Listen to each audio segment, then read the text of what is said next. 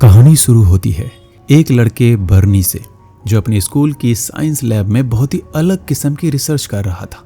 वह चूहों को तैरना सिखा रहा था, लेकिन असल में वह पौधों को तेजी से बढ़ाने का एक वैज्ञानिक फार्मूला बना रहा था। वो चाहता था कि पौधे बहुत जल्दी बड़े हो जाए। तभी उसका सबसे करीबी दोस्त पाइथन वहां आता है। पाइथन थोड़ा बिगड़ेल टाइप का लड़का है।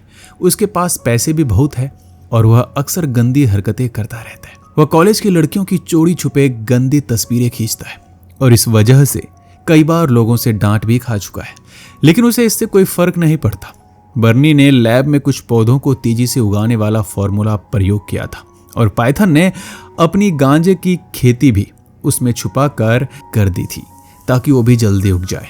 बर्नी के बाकी दोस्त उसका मजाक उड़ाते रहते हैं और कहते हैं कि इस उम्र में तुझे लैब में नहीं बल्कि किसी लड़की के साथ घूमना चाहिए। एक दिन पाइथन कॉलेज के एक टीचर के पास फोटो प्रोजेक्ट के बहाने पहुंचता है और उनसे कुछ तस्वीरें खींचने का बहाना बनाता है, लेकिन जब टीचर उसे अपने कैबिन में ले जाती है तो दोनों के बीच रोमांटिक सीन चलने लगता है। इससे साफ होता है कि दोनों पहले से ही एक दूसरे में इंटरेस्टेड है। अब कहानी में मोड़ आता है। अब बर्नी लैब में अपना केमिकल तैयार कर रहा होता है, तभी उसका शराबी कोच वहां आता है। उसने अपनी देसी शराब की बोतल लैब में छुपा रखी थी और उसे ढूंढते हुए कुछ केमिकल्स को गलती से मिला देता है, लेकिन बर्नी को इसका पता नहीं चलता। इतने में पाइथन भी लैब में आता है और जानबूझकर बियर को बर्नी के केमिकल में मिला देता है। बर्नी तो इस बात से अनजान था। वो तो सोच रहा था कि उसका फॉर्मूला परफेक्ट है। वह इस केमिकल को एक चूहे को पिलाता है ताकि वह देख सके कि इस केमिकल का असर क्या होता है। तभी दरवाजे पर एक लड़की आती है। उसका नाम बारना है। वह बर्नी का इंटरव्यू लेने आई थी, लेकिन पाइथन उसे अंदर नहीं आने देता है और कहता है बर्नी अभी बहुत बिजी है। इसी बीच बर्नी के केमिकल का असर चूहे पर दिखने लगता है। बर्नी देखता है कि चूहा बिना कुछ छुए ही अपने खाने को पिंजरे के अंदर खींच लेता है, जैसे उसके पास कोई जादुई शक्ति आ गई हो। बर्नी ये देखकर परेशान हो जाता है। वह सोच में पड़ जाता है कि आखिर ये हुआ कैसे। आखिर उस चूहे ने खाना बिना छुए अपने पास कैसे खींच लिया। अब बर्नी समझता है शायद जो केमिकल उसने पिलाया उसी की वजह से ये हो रहा है। अब वह और ज्यादा एक्सपेरिमेंट करने लगता है ताकि ये ताकत वो समझ सके। अब बर्नी खुद भी ये ताकत हासिल करने की कोशिश करता है। जब वो खुद उस केमिकल का इस्तेमाल करता है तो उसके अंदर भी वही शक्ति आ जाती है, किसी भी चीज को बिना छुए हिला पाने की शक्ति। अब वो हवा में ही चीजों को खींच सकता है, हिला सकता है और जो चाहे वो कर सकता है।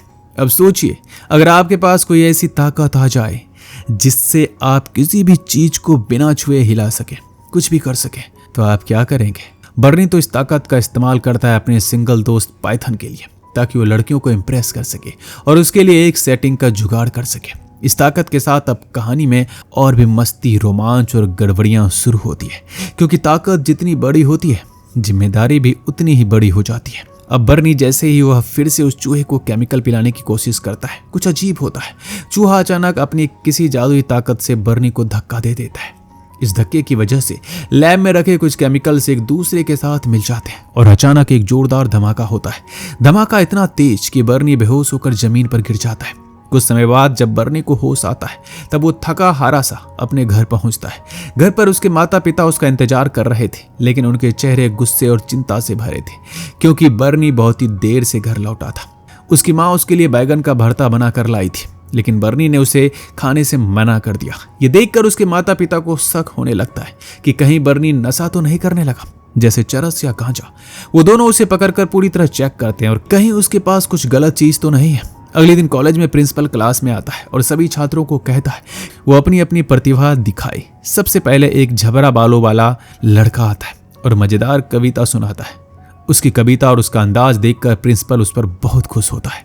इधर बर्नी क्लास में बैठा हुआ होता है और उसके सामने बैठी लड़की जेन को देखकर खोया खोया सा रहता है। बर्नी की नजरें जेन के शरीर पर टिक जाती है और वो शारीरिक रूप से उत्तेजित हो जाता है, जिससे वह खुद को नीचे से कपड़े से ढक लेता है। टीचर को बर्नी की हरकत पर शक होता है और वह उसे खड़ा होने को कहती है। तभी अचानक एक बड़ा नक्शा यानी कि मैप उड़ता हुआ टीचर के सिर पर गिर जाता है। ये एक अजीब घटना थी, जैसे किसी जादू के कारण हुआ हो। इसी दौरान प्रिंसिपल मौके का फायदा उठाकर उस टीचर से छेड़छाड़ करने लगता है। क्लास के बाद बर्नी और उसका दोस्त पाइथन जैन को उसके दोस्तों के साथ खड़ा देखते हैं। दोनों उसके पास बातचीत करने पहुंचते हैं। पाइथन, जो कि बहुत ही बेशरम और बड़बोला लड़का है, जैन से कहता है, हाय जैन, मुझे तुमसे कुछ प्राइवेट बातें करनी है। क्या तुम मेरे साथ खोपची में चलोगी? जैन हंसते हुए कहती है, मैं तुम्हारे साथ क्यों जाऊं? मैं कॉलेज के सबसे हैंडसम और समझदार लड़के रॉबर्ट हेलगेट को छोड़कर तुम्हारे साथ क्यों जाऊं? पाइथन इसका जवाब सुनकर झल्ला जाता है और कहता है, मैं अमीर हूँ, फेमस हूँ, पावरफुल हूँ, और क्या चाहिए तुम्हें। इसी दौरान बर्नी की नज़र फिर से जैन की तरफ जाती है। अजीब बात यह होती है कि केवल अपनी आंखों की ताकत से वह जैन के भरा को बिना छुए ही गिरा देता है। जैन जोर से चिल्ला उठती है। उसकी चीख सुनकर उसका बॉयफ्रेंड रॉबर्ट दौड़ता हुआ आता है और बर्नी और पाइथन पर हमला करने ही वाला होता है, लेकिन जैन बीच में आकर कहती है कि उन दोनों ने कुछ भी नहीं किया। वो कहती है कि बरा तो हवा में उड़ गई थी। इस घटना से बर्नी को भी शक होने लगता है कि उसके साथ कुछ गड़बड़ जरूर हो रहा है, शायद उसे कोई जादुई ताकत मिल गई है। वह सीधा साइंस लैब की तरफ भागता है। जब वो फिर से लैब पहुंचता है तो धीरे धीरे उसे समझ आता है कि अब उसमें एक खास ताकत आ गई है। वो बिना कुछ छुए ही सिर्फ अपनी आंखों की रोशनी और सोच से चीजों को हिला सकता है, गिरा सकता है, बदल सकता है। ये ताकत उसे उस दिन केमिकल धमाके की वजह से मिली थी।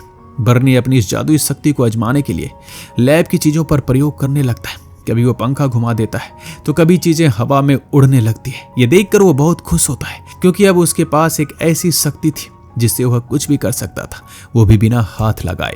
एक दिन वह साइंस लैब की सफाई कर रहा था। उसी समय लैब की खिड़की के बाहर से बर्ना और पाइथन उसे टेस्ट ट्यूब और पराग नलिकाओं को हवा में उड़ते हुए देख लेते हैं। ये देखकर बर्ना चौंक जाती है और सीधा बर्नी के पास पहुंचती है। वो उससे पूछती है कि वह क्या छिपा रहा है, क्योंकि उसने अपनी आंखों से पराग नली को हवा में उड़ते देखा है। बर्ना को शक हो जाता है और बर्नी के लगाए गए पौधे की जांच करने लगती है। तभी उसे एहसास होता है कि बर्नी ने वहां गांजे की खेती भी कर रखी है। दूसरी ओर पाइथन को भी जब इस रहस्य की भनक लगती है, वो बर्नी से पूछता है ये सब कैसे हो पा रहा है। बर्नी उसे बताता है एक दिन पहले लैब में उसे जोरदार धमाके के बाद उसके अंदर ये अजीब और अनोखी ताकत आ गई है। अब वो अपनी आंखों से चीजों को हिलाने, उड़ाने और बदलने में सक्षम हो गया है। ये सुनकर तीनों मिलकर एक योजना बनाते हैं। ये बात वो किसी को नहीं बताएंगे और इस ताकत का इस्तेमाल सिर्फ अपने फायदे के लिए करेंगे। उस रात बर्नी फिर से देर से घर लौटता है। उसके पेरेंट्स पहले से ही गुस्से में उसका इंतजार कर रहे होते हैं और उसे डांटना शुरू कर देते हैं, लेकिन बर्नी इस बार भी अपनी आंखों की ताकत का इस्तेमाल करता है और अपने पापा के ऊपर कोल्ड ड्रिंक्स उड़ाकर डाल देता है। बाद में वो अपने कमरे में जाकर अकेले में अपने इस नई शक्ति से खेलता है। वह कमरे की चीजों को हवा में उड़ाता है, घुमा घुमा कर इधर उधर करता है, लेकिन तभी आवाज सुनकर उसकी माँ उसके कमरे में आती है। बर्नी अपनी ताकत से एक डरावना माहौल बना देता है जिससे उसकी माँ डर जाती है और घबरा कर वहां से भाग जाती है। अगले दिन बर्ना फिर से बर्नी के पास लैब में आती है। इस बार वह एक घासलेट का डब्बा लेकर आती है और बर्नी से कहती है कि अपनी आंखों की ताकत से इस डब्बे को चपटा करके दिखाओ। बर्नी उसकी बात मानता है और अपनी शक्ति से घासलेट के डिब्बे को पिचका देता है। उसी समय पाइथन वहां पहुंचता है और बर्नी से कहता है वह बेसबॉल मैच में उनकी टीम को जीत दिलाने में मदद करे। बर्नी मान जाता है और उसके साथ बेसबॉल के मैदान पर चला जाता है। मैदान पर उनकी टीम का कोच भी मौजूद होता है जो थोड़ा अजीब सा इंसान होता है। वो एक लड़के को नाक में उंगली करते हुए देखता है और उससे वही उंगली चूसने के लिए कहता है। मजबूरी में वो लड़का ऐसा करता भी है। बेसबॉल मैच शुरू होता है। बर्नी अपनी आंखों की ताकत से खेल में धोखेबाजी करके टीम को बड़ी आसानी से जीत दिला देता है। टीम खुशी से झूम उठती है। उधर कॉलेज के एक प्रोफेसर को बर्नी पर शक हो जाता है। वह एक महिला टीचर को साथ लेकर लैब का ताला खोलने की कोशिश करता है क्योंकि वह बर्नी की रहस्यमय गतिविधियों और उसके प्रयोगों को देखना चाहता था, लेकिन असली चाबी तो बर्नी के पास ही होती है, इसलिए वो लैब का दरवाजा खोलने में असमर्थ होते हैं। इस सब के बीच कॉलेज की वही महिला टीचर बर्नी के ऊपर शक करने लगती है। उसे लगने लगता है कि बर्नी जरूर कोई बड़ा राज छुपा रहा है, तो वो चुपके से लैब के खिड़की से अंदर घुस जाती है। अंदर देखकर वो हैरान हो जाती है क्योंकि वहां गांजे के पौधे दिखाई देते हैं। इस बीच बर्नी और बर्ना खिड़की से उसे ये सब करते हुए देख लेते हैं। टीचर तुरंत प्रिंसिपल को बुला लेती है ताकि उसे भी दिखा सके, लेकिन जब तक वो वापस लैब में आते हैं तब तक बर्नी और बर्ना मिलकर सारे गांजे के पौधे को हटा देते हैं। प्रिंसिपल को जब अंदर कुछ नहीं मिलता तो वह गुस्से में टीचर को डांटता है और खिड़की से बाहर निकलने लगता है। खिड़की के बाहर वही पियक्कर कोच खड़ा था जो प्रिंसिपल को वहां से छुपकर निकलते हुए देखता है। जब वो खिड़की से झांकता है तो उसे अंदर वही टीचर दिखाई देती है। इस पर वह सोचने लगता है कि शायद प्रिंसिपल और टीचर के बीच कुछ चल रहा है। उधर बर्नी और बर्ना जब उन पौधों को जला रहे होते हैं तभी वो कोच वहां आ जाता है। कोच को देखकर वो दोनों वहां से भाग जाते हैं, लेकिन कोच जब आग की भट्टी खोलता है तो गांजे का धुआं उसे चारों ओर घेर लेता है। धुएं के असर से वो सपनों की दुनिया में चला जाता है जहां वह आइंस्टाइन के साथ साइकिल चलाता है और फिर किसी योद्धा से जान बचाते हुए महाभारत जैसी जगह पहुंच जाता है। आखिरकार वह होश में आकर वापस लैब में आ जाता है। अगले दिन कॉलेज के सभी छात्र एक पार्क में पिकनिक मनाने जाते हैं। वही बर्नी और बर्ना एक दूसरे के करीब आ जाते हैं। दूसरी ओर पाइथन नाम का छात्र जेन नाम की लड़की को पटाने की कोशिश कर रहा था। बर्नी अपनी ताकत का इस्तेमाल पाइथन को सारे गेम जितवा देता है, जिससे जैन रॉबर्ट हलकट को छोड़कर पाइथन के प्यार में पड़ जाती है। उसी रात पाइथन जैन को अपने घर ले जाता है, उसे बहला फुसलाकर उसके साथ शारीरिक संबंध बनाता है और फिर उसकी एक तस्वीर भी खींच लेता है। दूसरी तरफ बर्नी और बर्नाब एक दूसरे के बहुत करीब आ जाते हैं और लैब पहुंचते हैं। वहां बर्नी अपनी ताकत से एक गद्दा उड़ाकर लाता है और बर्ना को उस पर बैठाकर इंप्रेस करता है।